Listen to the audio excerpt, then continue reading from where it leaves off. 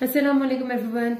हम साइकाइट्री में पहले हम सिर्फ डिल्यूजन हेलुसिनेशन के बारे में पढ़ा और इस वीडियो में will talk about some thought disorders. ठीक है, बिफोर स्टार्टिंग जो आपके प्रॉपरली डिजीजेज है यानी डिप्रेशन, शिज़ोफ्रेनिया वगैरह, पहले मैं आपको बताऊंगी कुछ thought disorders, then personality disorders, then mood disorders और फिर आपको, ताकि आप जब ये वाली वर्ड्स या ये चीजें एक हिस्ट्री लेते हुए साइकाइट्री की सोचने की कोशिश करें या कोई डायग्नोसिस बनाने की कोशिश करें तो आपको इन चीजों का पता हो। ठीक है, जब आप एक साइकाइट्री में डायग्नोसिस बनाते हैं कि इस पेशेंट को शिज़ोफ्रेनिया या इस पेशेंट को मेनिया है या इसको बाइपोलर अफेक्टिव डिसऑर्डर है, तो आप देखते हैं उसका थॉट प्रोसेस कहते हैं, उसकी पर्सनैलिटी टाइप कैसी है और उसका मूड कैसा है, और फिर उनको जब आप स्पेसिफिक टर्म्स के साथ फिक्स करते हैं then you can make a diagnosis. तो पहले आपको इन चीजों का टर्म्स का मतलब पता होना बहुत जरूरी है। सो थॉट डिसऑर्डर्स की ये कुछ ऐसी बेसिक मैंने टाइप्स लिखी हैं इस वक्त यहाँ पर, जो आपके अंडर ग्रेजुएट लेवल के लिए जरूरी है। पोस्ट ग्रेजुएट में आप इससे ज्यादा भी प्रॉब्ली पढ़ते होंगे। तो पहली चीज है जी एलॉगिया।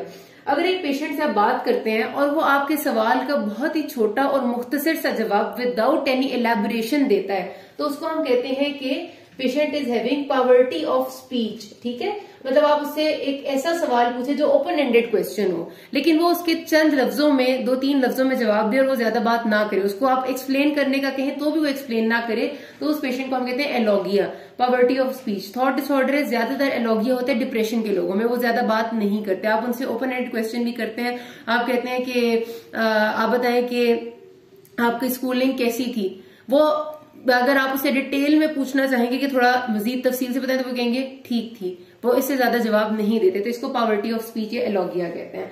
देन हमारे पास आता है ब्लॉकिंग।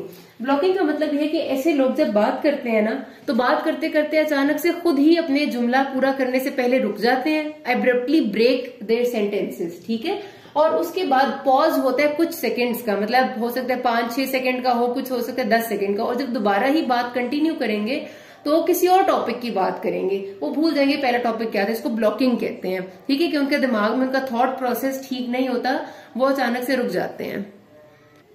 और उसमें फॉर एग्जांपल इस तरह से कि अगर अब आपसे बात करते हैं आपका पेशेंट के मेरी फ्रेंड ने मुझे एक दफा कहानी सुनाई कि हम एक दफा रास्ते से जा रहे थे, मुझे एक फ्रूट वाले की दुकान रुकी, अचानक वो रुक जाता है, 5 से 6 सेकंड का पॉज लेता है, फिर कहते हैं कल मैं घर में बैठी हुई थी, मतलब उसने बिल्कुल टॉपिक चेंज कर दिया, वो भूल गई कि पहले वो क्या बात करी। जिसको ब्लॉकिंग कहते हैं, थॉट डिसऑर्डर की एक निशानी होती है। ठीक है, अच्छा उसके बाद होता है सर्कमस्टेंशियलिटी। सर्कमस्टेंशियलिटी मतलब जिस तरह हम एक सर्कल का सर्कमफ्रेंस लेते हैं नहीं, उसका आउटर बॉर्डर, सेम इसी तरह ये लोग अगर टॉपिक यहां पर लाई कर रहे हैं ना सेंटर में, तो वो सेंटर से बात शुरू करेंगे, उसके बाद इंतहाई अननेसेसरी डिटेल्स भी बताते रहेंगे, यानी टॉपिक के गिर्द घूमते रहेंगे, फिर कहीं जाके टॉपिक की बात बीच में आएंगे, फिर कोई अननेसेसरी डिटेल्स बता के टॉपिक के गिर्द, मतलब ये लोग टॉपिक पे आते हैं, उसे भूलते नहीं है, लेकिन बहुत अननेसेसरी बातें और डिटेल्स बीच में बताते हैं, जैसे अक्सर लोग करते भी हैं।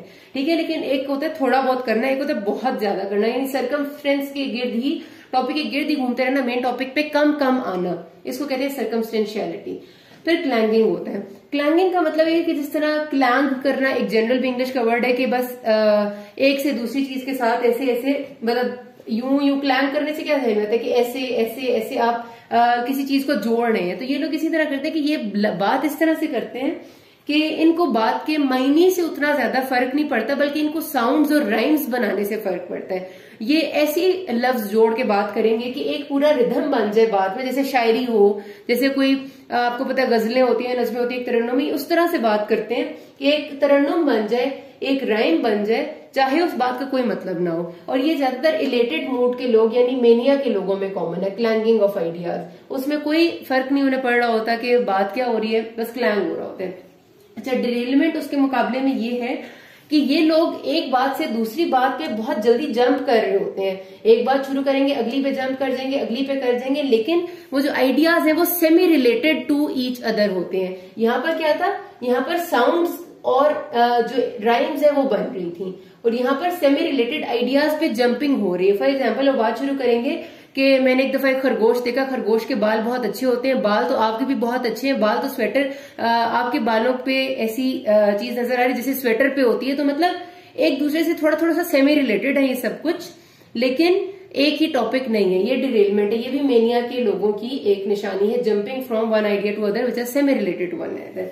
फिर होते हैं डिस्ट्रैक्टेबल लोग। डिस्ट्रैक्टेबल नाम से पता चल रहा है कि जिनका थॉट प्रोसेस एक जगह पर फिक्स नहीं रह सकता, जो आसपास की चीजों से बहुत इजीली डिस्ट्रैक्ट हो जाते हैं। जैसे वो बात अपनी आपको कोई बता रहे होंगे, अचानक से वो बात करते करते कहेंगे हाँ, आप सपोज उनसे सवाल करते हैं कि आपका वही बात स्कूलिंग कैसी थी, स्कूल मेरा बहुत अच्छा था, मैं बड़ी खुश होती थी, मुझे टीचर अच्छी लगती थी। अचानक से वो कहेंगे ये आपकी टोपी कितनी अच्छी लग रही है, मतलब आपने कोई टोपी सर पे पहनी हुई है, सामने बैठे हुए बंदे ने उसको वो नजर आ जाती, या फिर वो उसे साथ पड़ा हुआ पेन नजर आ जाता है, ये पेन ऐसा क्यों है, तो वो डिस्ट्रैक्ट होते रहते हैं बार बार और फिर टॉपिक पे नहीं आते।